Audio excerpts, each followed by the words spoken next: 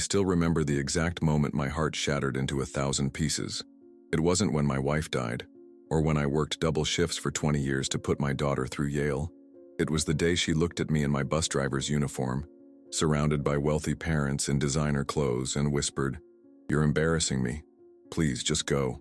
What happened next would change both our lives forever. A secret envelope, a shocking family truth hidden for decades, and a revelation that would force my daughter to question everything she thought she knew about herself, and about the father who had sacrificed everything for her. When the truth finally emerged in that grand Yale hall, no one was prepared for what would follow. Follow our channel for more heart-wrenching true stories that will make you question what family really means. Like and comment where you're watching from, and let us know if you've ever discovered a family secret that changed everything. I still remember the exact shade of that autumn sky over Connecticut, crystal clear blue, like God himself had wiped it clean just for Yale's Parents' Day. I'd washed my old blue work shirt 3 times to get out that stubborn grease stain near the pocket.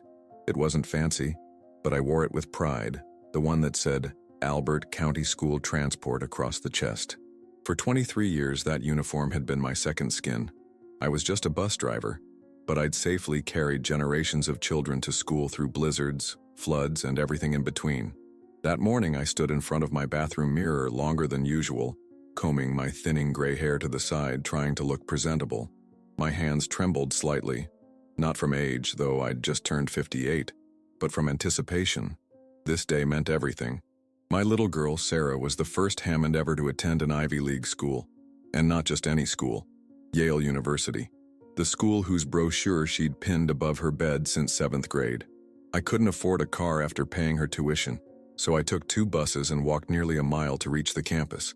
My knees ached by the time I arrived, but my heart was soaring. The magnificent buildings with their stone facades and Gothic spires made me feel small, out of place. But I straightened my back. I belonged here just as much as anyone. I had helped build this future with the same hands that once held my daughter's tiny fingers as she learned to walk. The quad was filled with parents in designer clothes, mothers with pearl necklaces and fathers in tailored suits discussing investment portfolios and summer homes. I clutched the small wrapped package in my pocket, a locket that had belonged to her mother, Deborah. Inside was our only family photo, taken before everything changed. I spotted Sarah immediately. Even among the crowd, I'd know my girl anywhere. She stood with a group of students and their parents, laughing at something someone had said. She looked different, more sophisticated with her new haircut and clothes I didn't recognize. But her smile, that was still my Sarah. My heart pounded as I approached. "Sarah!" I called out, waving. Several heads turned, including hers. For one beautiful moment, her eyes lit up. Then something shifted. Her gaze traveled from my face down to my uniform, lingering on the embroidered name tag, the worn patches at the elbows, the scuffed work boots I'd polished that morning but still looked like what they were, a working man's shoes. Her smile vanished.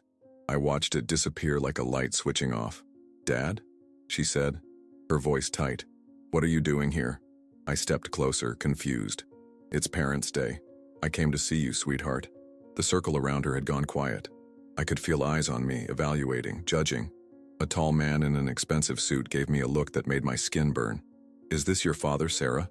asked a woman whose diamond earrings probably cost more than my yearly salary. Before Sarah could answer, I extended my hand. "Albert Hammond, ma'am, proud father of this brilliant young lady." No one took my hand. Sarah stepped forward, positioning herself between me and the group. She whispered, but not quietly enough, "You're embarrassing me. Why did you come dressed like that? Please just go." The words hit me like physical blows, each one a punch to the gut. The silence that followed was deafening. Some people looked away awkwardly. Others didn't bother to hide their smirks. 58 years on this earth, and I'd never felt so small. "I'm sorry," I managed to say, my voice barely audible. "I thought, Dad, please." "Not now," Sarah hissed, her eyes darting around, checking who was watching. I nodded slowly, swallowing the lump in my throat. "I understand." But I didn't. Not really. I turned and walked away, each step heavier than the last. The package in my pocket seemed to weigh 1,000 pounds now. But I didn't leave campus. Not yet.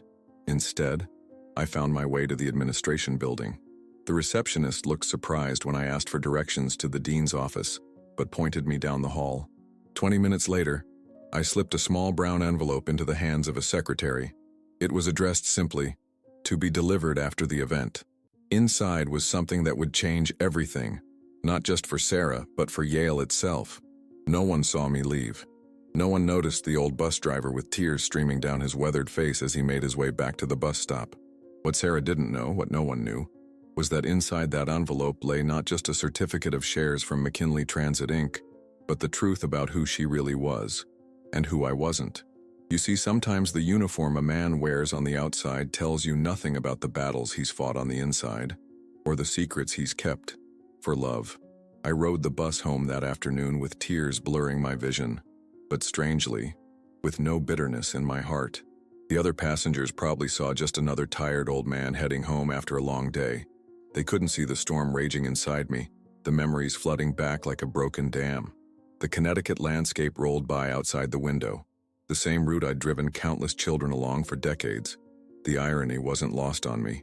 Here I was, a passenger now, watching another driver navigate the roads I knew by heart. Every bump, every turn, every pothole the county never quite got around to fixing. My modest two-bedroom house looked smaller than usual when I finally trudged up the cracked concrete path. The porch light I'd left on that morning seemed dim against the darkening sky. Inside, the silence was deafening.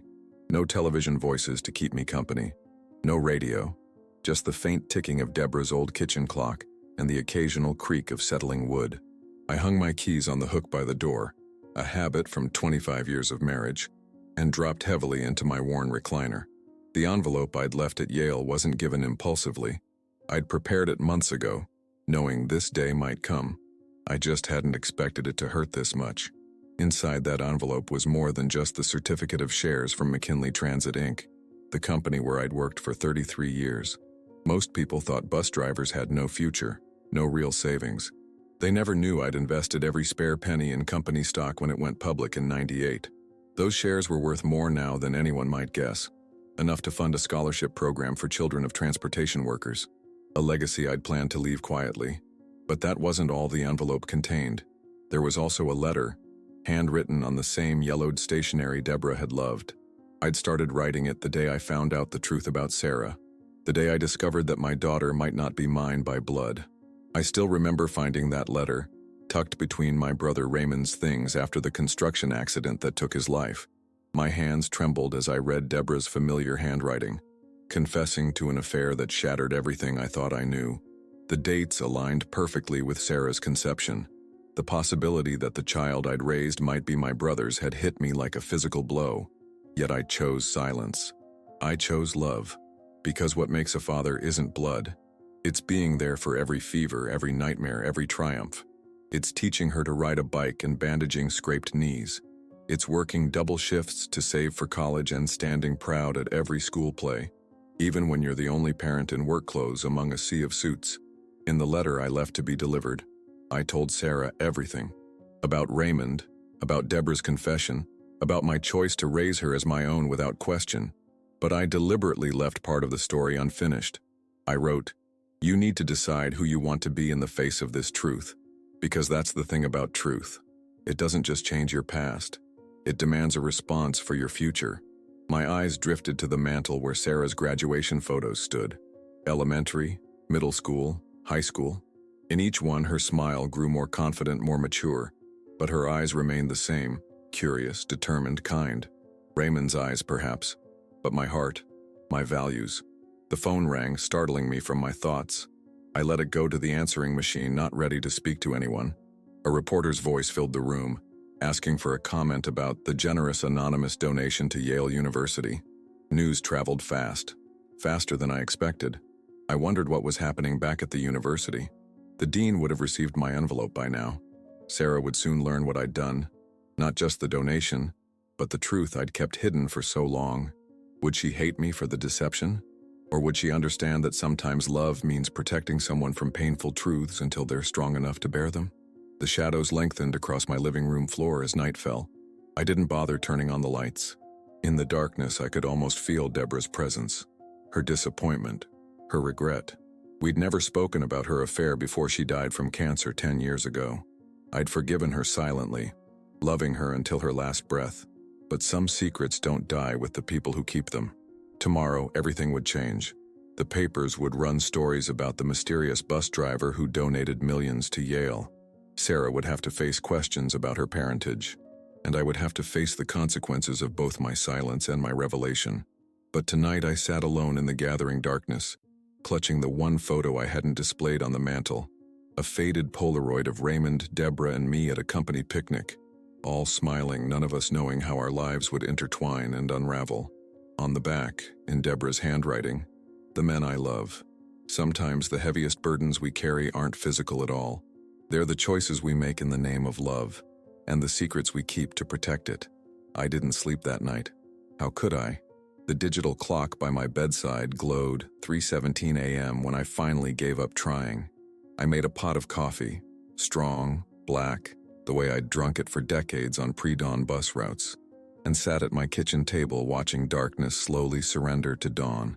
The morning light crept across my faded linoleum floor, illuminating the chips and scratches that told the story of our simple life here.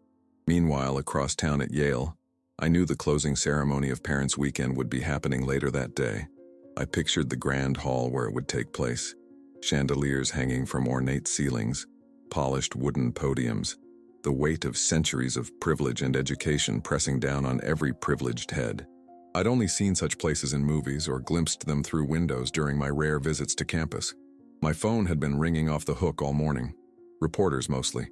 I let the answering machine catch them all. One call, though, from Dean Harrington himself, I almost answered. But what would I say?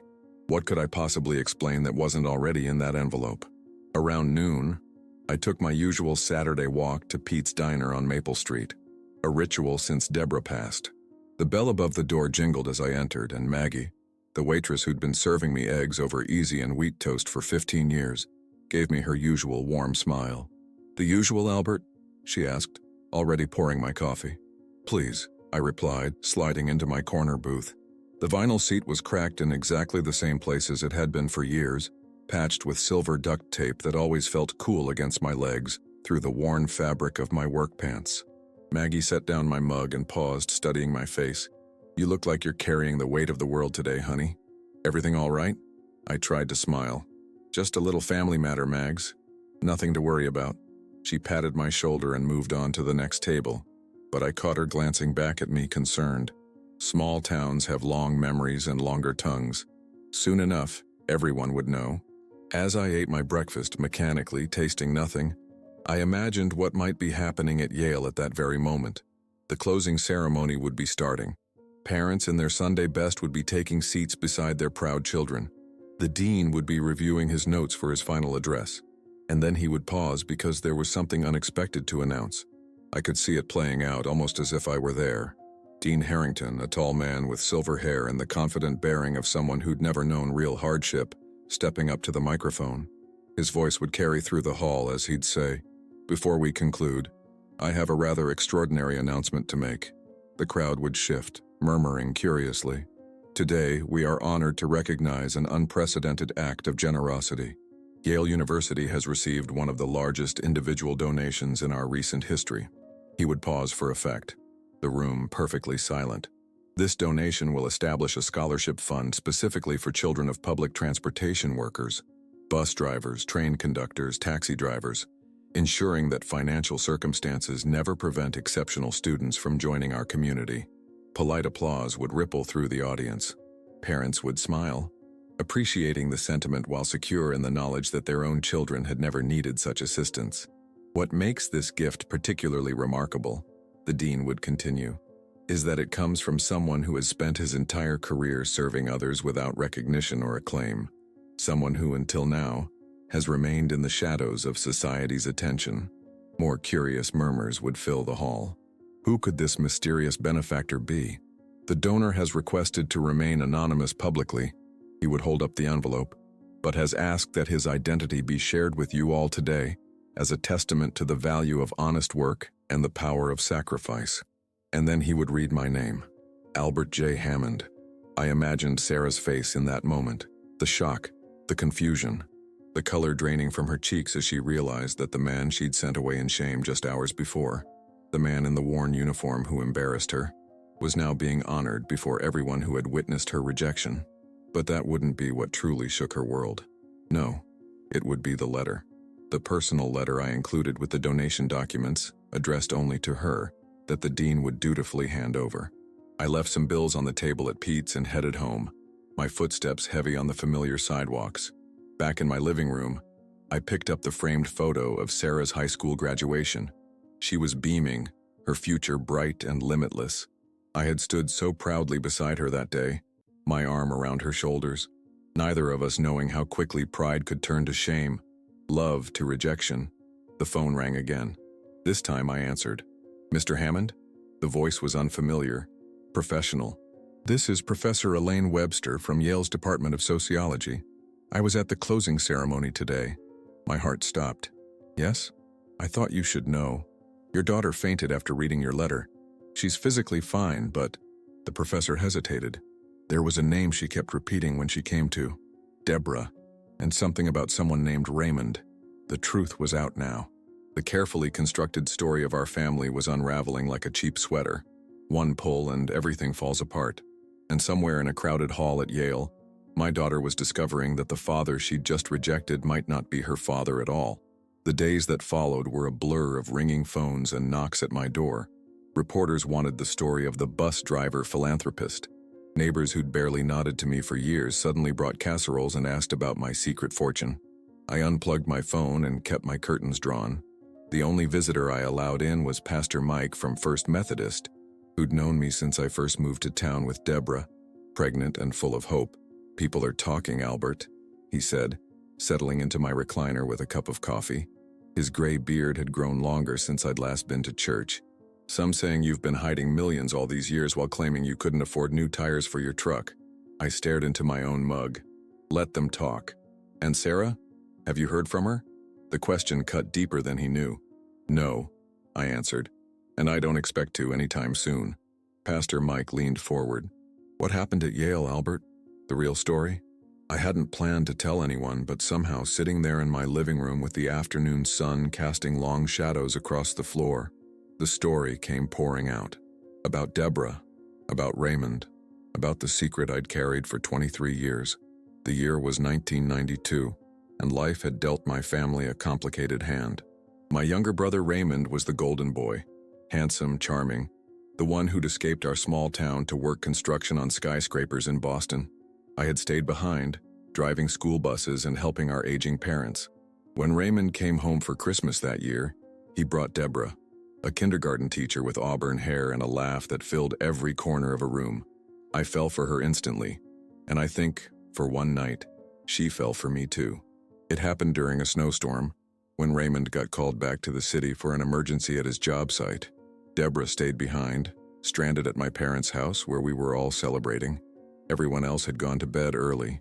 We stayed up, talking by the fireplace, sharing a bottle of wine.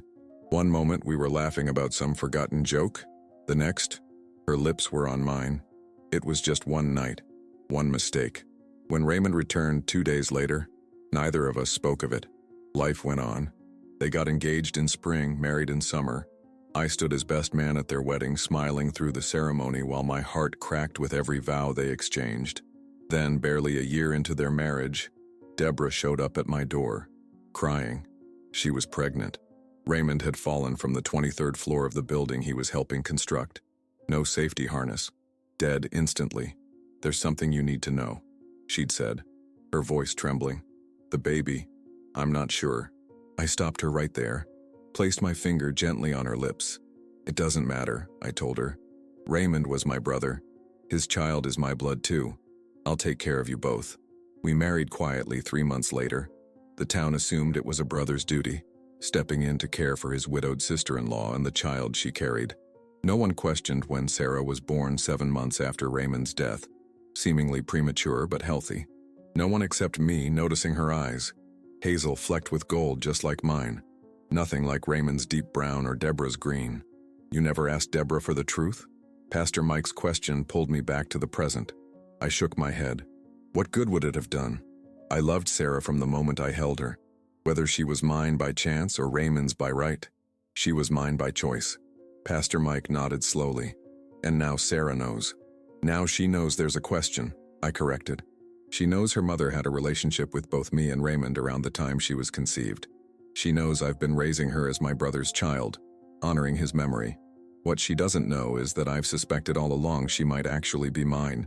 Why tell her now, Albert? After all these years? I gazed at the framed photo of Sarah as a toddler, sitting on my lap in the driver's seat of my school bus, her tiny hands gripping the massive steering wheel. Because she's starting her own life now, building her identity. She deserves to know who she is, even if that knowledge is complicated.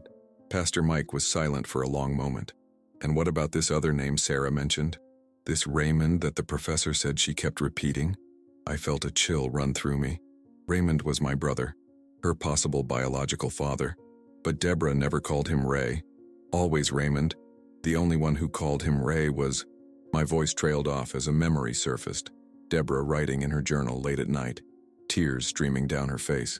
I'd glimpsed a name on the page once. Just once. Ray. Not Raymond. Albert? Pastor Mike prompted. I need to check something, I said, suddenly standing. I walked to the hall closet and pulled down an old cardboard box from the top shelf. Inside were Deborah's personal effects. Things I couldn't bear to look at after she died, but couldn't bring myself to throw away either. There it was, her leather-bound journal. My hands trembled as I opened it to the last entries written during her final days in hospice. And there, in her increasingly shaky handwriting, tell Sarah about Ray someday. She deserves to know the whole truth. Not Raymond. Ray. Someone else entirely. 3 weeks passed without a word from Sarah. Fall was settling in, painting the Connecticut landscape in fiery oranges and deep reds that reminded me too much of Deborah's hair. I kept working my regular bus route, ignoring the whispers from parents at the stops and the curious stares from my colleagues at the depot. The local paper had run a front-page story. Local bus drivers' secret millions fund Yale scholarship. They'd used an old photo of me from the company newsletter, standing beside my yellow bus with a forced smile. I looked tired even then. The calls from reporters gradually stopped. The casseroles from neighbors stopped appearing on my porch. Life began to return to normal, or what passed for normal now, but the hollow ache in my chest remained, growing deeper with each passing day without news from Sarah. I'd tried calling her dormitory several times, but her roommate always answered with the same rehearsed line, "Sarah's not available right now." I'd even driven to campus once, but couldn't bring myself to get out of the car. What right did I have to demand her attention after dropping a bombshell that had shattered her understanding of herself? On the 23rd day of silence, I was cleaning out the garage, a task I'd been putting off for years, when I found a dusty shoebox tucked behind some old paint cans. Inside were photographs I'd forgotten existed. Deborah and Raymond on their wedding day, her white dress billowing in the spring breeze. Raymond and me as boys, fishing at Lake Mansfield with our father, and one I'd never seen before. Deborah standing between Raymond and another man I didn't recognize, all three smiling at a backyard barbecue. I flipped the photo over. In Deborah's neat handwriting, the Hammond brothers and Ray, July 4th, 1991. My hands began to tremble. Not Raymond. Ray. A different person entirely. The doorbell rang, startling me from my thoughts. I wasn't expecting anyone. Through the peephole, I saw a young man in a Yale sweatshirt shifting nervously from foot to foot. "Mr. Hammond?" he said when I opened the door. "I'm Tyler, Sarah's friend from school. She asked me to give you this." He thrust an envelope into my hands and backed away quickly, as if delivering a summons rather than a letter. "Is she okay?" I called after him, but he was already hurrying down the walkway to a waiting car. Inside, I stared at the envelope for a long time before opening it.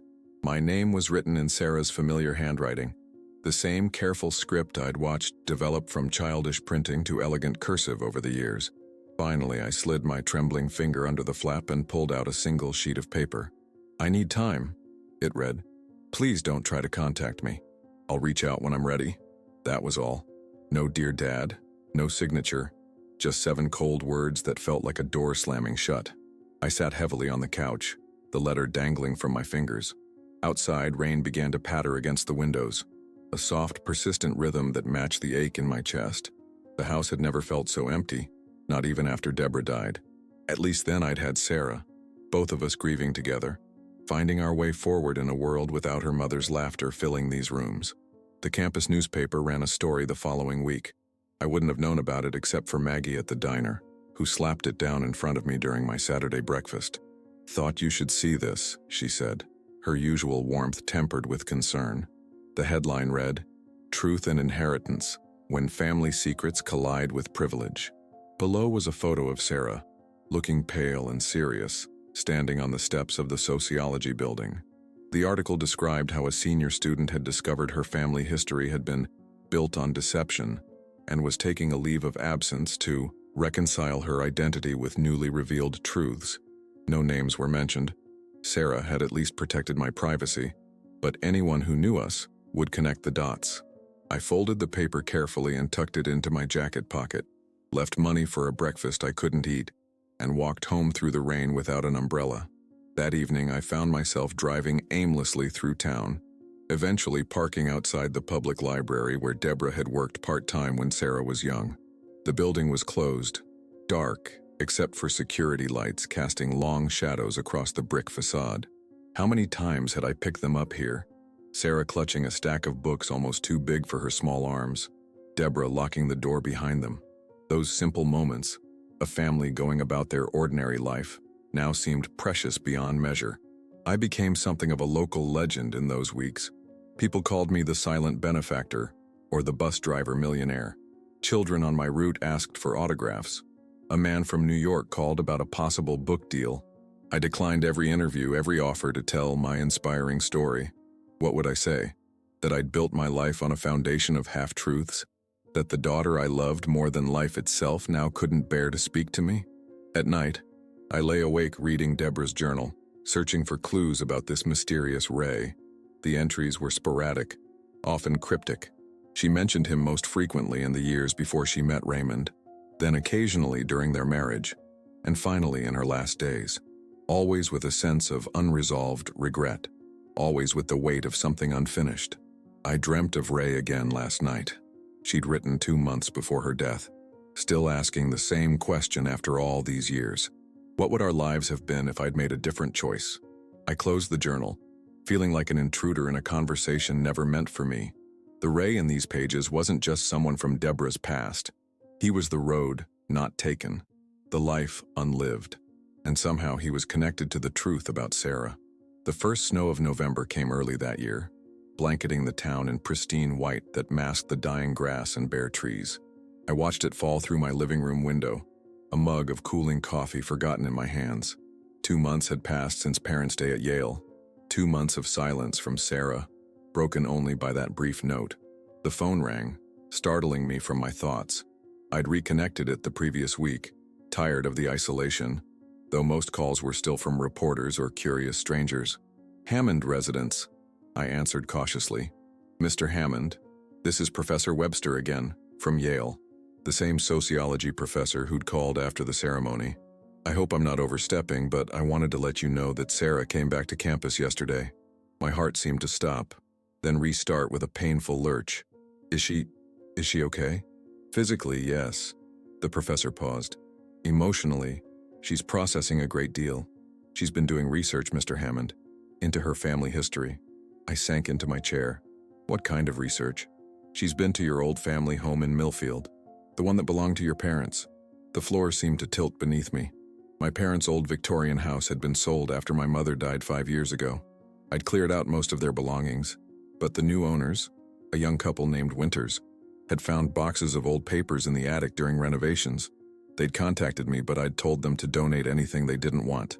The thought of sorting through more painful memories had been too much. "What did she find?" My voice sounded distant even to my own ears. "I think that's for Sarah to tell you," Professor Webster said gently. "But she's been spending time in our law library too, researching old property deeds and wills."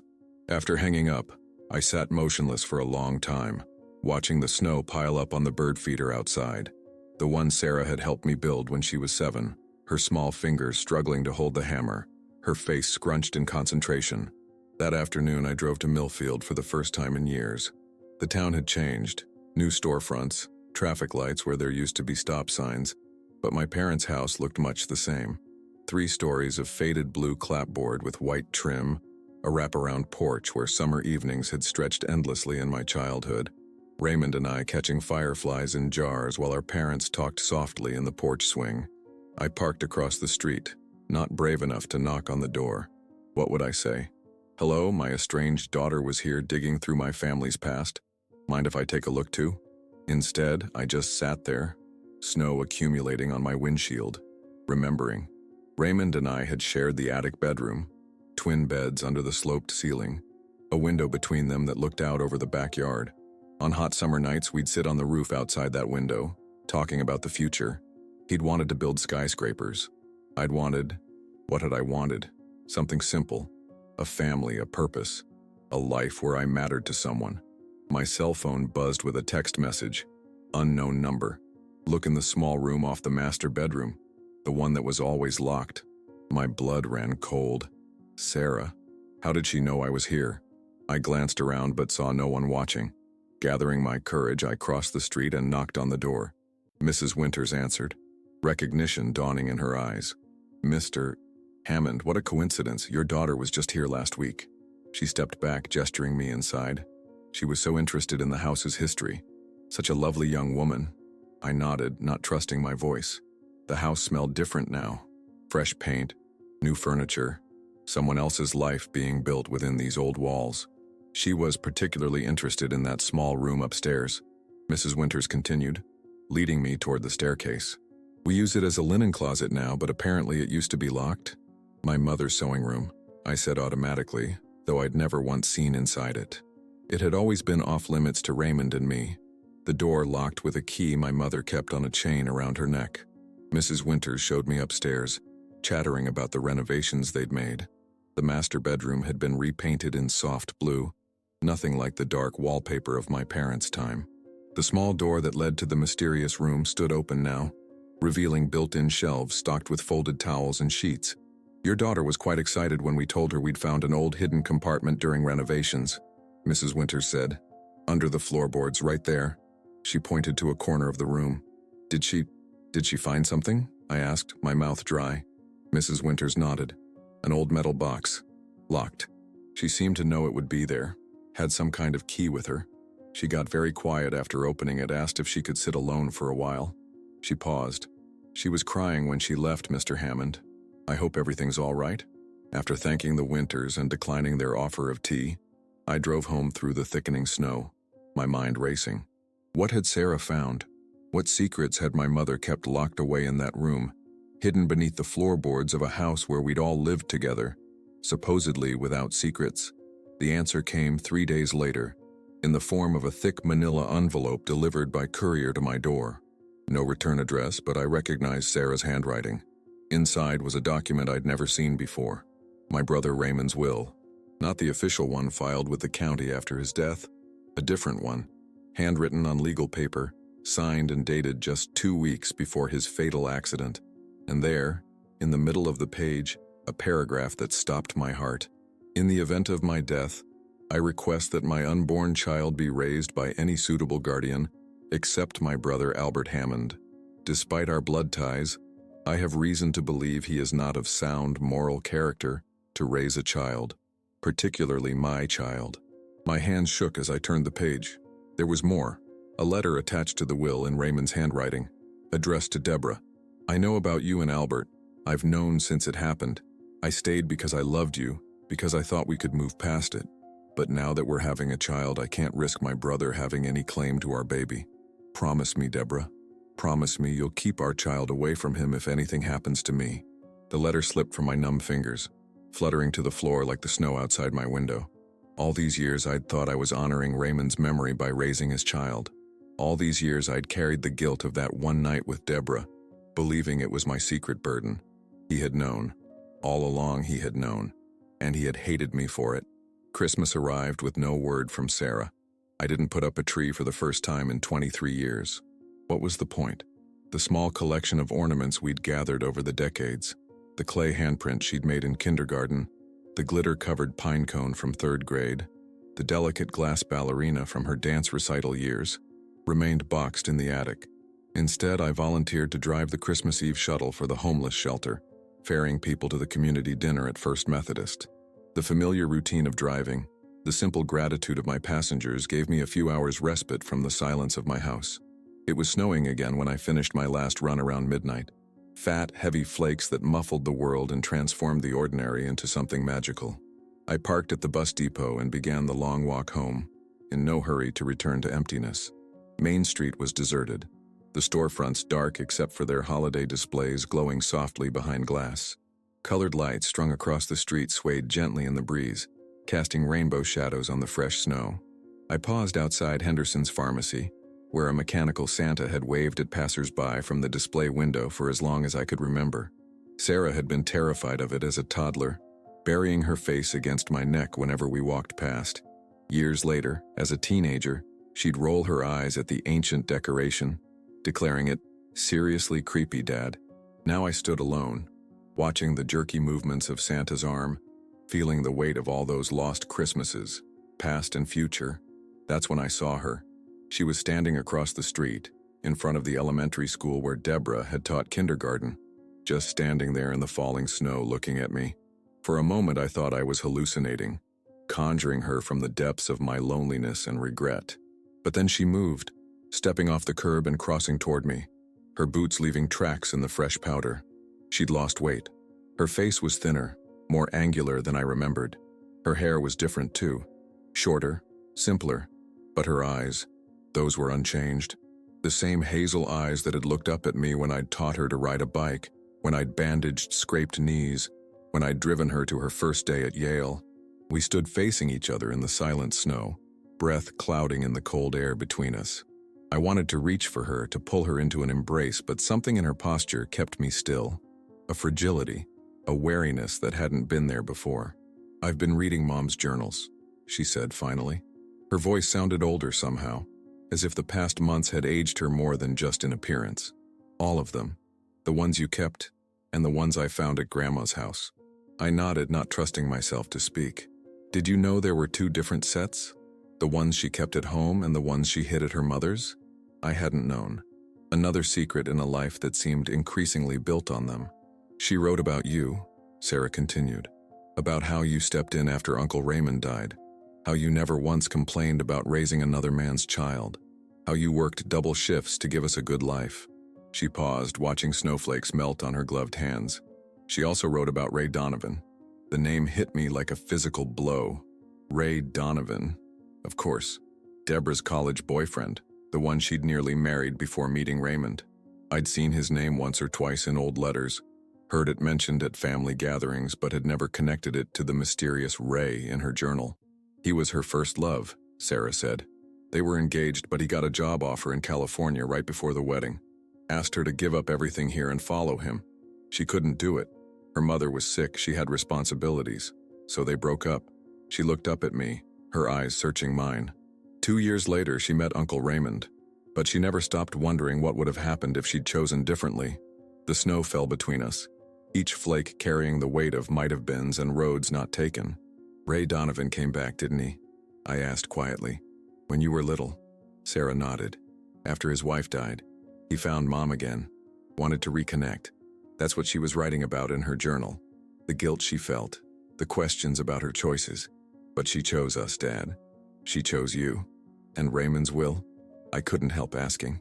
"The one you found?" "He wrote it during a bad time." Mom explained everything in her journals. They'd been fighting about that night between you and her. He was angry, hurt. He wrote the will when he thought they might divorce. But they reconciled before the accident. He just never destroyed the document. I closed my eyes, feeling the snow settling cold and gentle on my eyelids, my cheeks, my lips. "Why didn't she tell me?" "She was going to." Sarah's voice was closer now. She wrote about it in her last journal, the one from the hospice. She wanted to tell you everything before she died, but the cancer progressed too quickly. She made me promise to give you her journals someday when I was ready. Her voice broke slightly. I wasn't ready until now. When I opened my eyes, she was standing directly in front of me, close enough to touch. In her hand was a small, worn book, the final journal, the one I hadn't been able to bring myself to read past the first few pages. "There's something else you should know," she said, her eyes never leaving mine. "The DNA test I took last month. It proves what I think Mom suspected all along. She took a deep breath. You're my biological father, not Uncle Raymond. That one night, it changed everything. The world seemed to tilt beneath my feet. All these years of uncertainty, of loving her while believing she might be Raymond's daughter. All these years of honoring a brother who, I now knew, had died hating me. And all along she had been mine. My daughter in blood as well as in heart. I was so awful to you, she whispered, tears spilling down her cheeks. At Parents' Day, the things I said, I reached for her then, unable to hold back any longer, and she fell into my arms like she had as a child after a nightmare. Completely, trustingly. We stood there in the falling snow, holding each other while Christmas lights painted us in shifting colors of red and green and gold. You raised me with love, she murmured against my shoulder. Even thinking I wasn't yours. I read your letter over and over. You chose to be my father when you didn't have to be. I stroked her hair, damp now from snowflakes. You are the best thing in my life, Sarah. Nothing could ever change that. Not blood, not DNA, not anything. She pulled back slightly, wiping her eyes. There's something else. I applied for the mentorship program at Yale, the one for children of public service workers. I want to help run it, to tell our story. She took my hand, her fingers warm against mine. But I need you to come speak. Will you? Will you tell them what it means to choose love over everything else? In that moment, standing in the silent snow with my daughter's hand in mine, the broken pieces of our family story began to shift and realign. Not erasing the pain or the mistakes, but finding a new pattern that honored the truth of who we were. All the beautiful, terrible, complicated parts of it. Yes, I said. I'll tell them.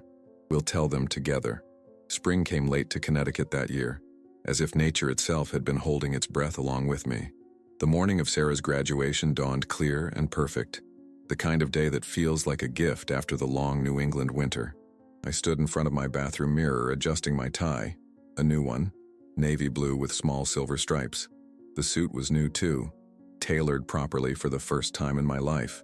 Sarah had insisted, dragging me to a men's store in Hartford during her spring break. You're going to be sitting with the donors and trustees, Dad, she'd said, measuring a sleeve against my arm. You should look the part, as if I were an actor in a play, not just a bus driver who'd saved carefully and invested wisely over decades. But I'd gone along with it, for her. The salesman had been respectful, even after Sarah told him I was the bus driver who donated the scholarship fund. That story had faded from the headlines months ago, but still circulated in certain circles. My hands trembled slightly as I fastened my watch, the one my father had given me for my high school graduation. Its leather band cracked with age, but the face still keeping perfect time. Some things endure, I thought. Some things last beyond our understanding. The drive to Yale was different this time. I took my own car, the modest sedan I'd finally purchased after the story broke, when continuing to take the bus had become uncomfortable under the weight of curious stares. The campus looked transformed in spring sunlight, Gothic towers rising against a perfect blue sky, fresh green leaves rustling on ancient oaks, students in their graduation regalia moving across the quad like exotic birds. Dean Harrington met me at the administration building, shaking my hand with both of his. Mr. Hammond, we're so pleased you could join us today. Your daughter has become quite a remarkable advocate for our new scholarship program. The program, my program, the Albert Hammond Transportation Workers Scholarship Fund. It still felt surreal seeing my name on official Yale letterhead, hearing it spoken in these hallowed halls. The dean led me to a small reception where trustees and major donors mingled before the ceremony. I recognized some of them from Parents' Day, the same people who had looked through me then, who now smiled and nodded as I was introduced. And of course you know Professor Webster, the dean said, guiding me toward the sociology professor who had been my lifeline during those dark months of separation from Sarah. Mr. Hammond, she said warmly, taking my hand. Sarah told me you'll be speaking at the mentorship launch next month. The students are very excited to hear your story. My story, as if my life were something extraordinary, something worth sharing. I'd never thought of it that way. Just one foot in front of the other, day after day, doing what needed to be done. Driving children safely to school, providing for my family, loving a daughter who might or might not have been mine by blood. But maybe that was the point. Maybe ordinary love given consistently over decades was the most extraordinary thing of all. The ceremony began at noon. the graduates processing into the main quad to pomp and circumstance played by the university orchestra. I sat in the reserved section near the front, scanning the sea of black caps for Sarah. When I spotted her, my heart swelled painfully in my chest.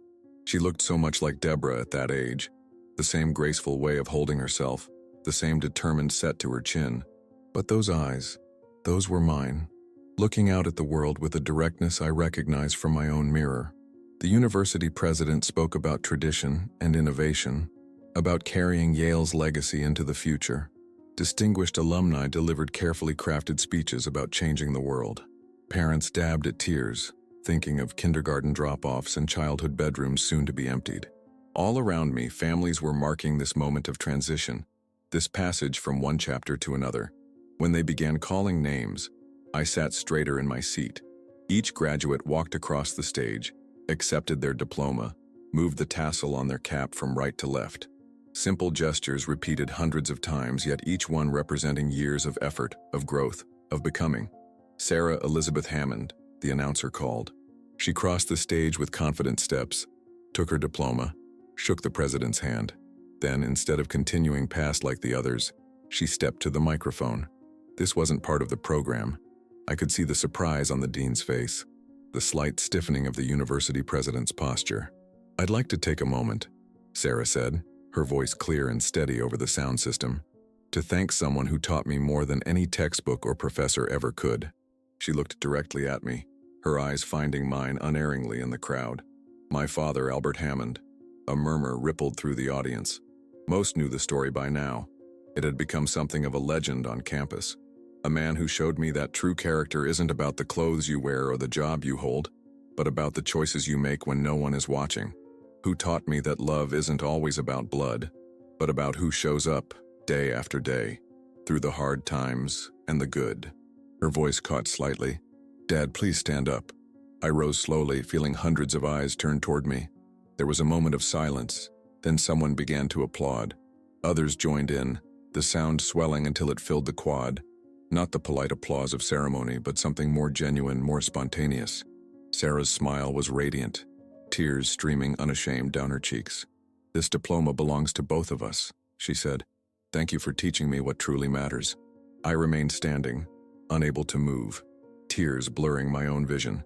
In that moment, every early morning bus route, every night shift, every penny saved, every silent worry, all of it crystallized into something profound and complete. Not because of recognition or applause, but because of the look in my daughter's eyes. Pride, love, understanding.